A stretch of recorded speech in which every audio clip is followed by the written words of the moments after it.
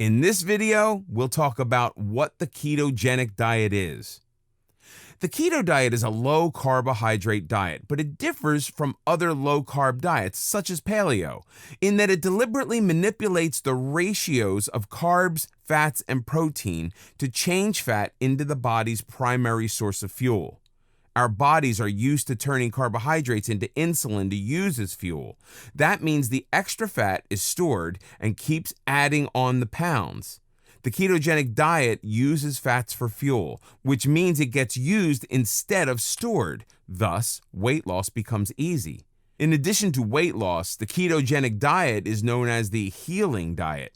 The lack of sugar intake has been proven to help and prevent many diseases, from heart disease, high blood pressure, cancers, epilepsy, and many symptoms of aging.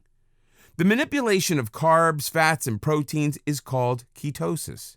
It's a state when the body, deprived of the usual carbohydrates and sugar, is forced to use fat as its primary fuel. Of course, turning insulin into fat also means lowering the amount of insulin in your body. That's why the keto diet has been so successful in helping people deal with diabetes. It adjusts the sugar level naturally. The ratio of carbs, fats, and protein can vary. Many people allow themselves up to 50 grams of carbohydrates a day and still lose weight.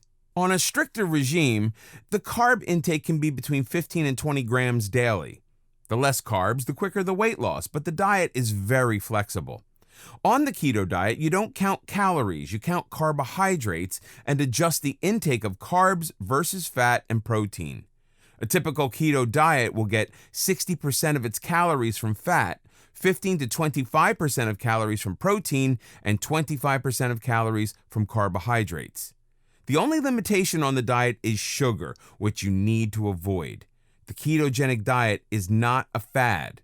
Many scientific studies have shown the benefits and healing effects of ketosis.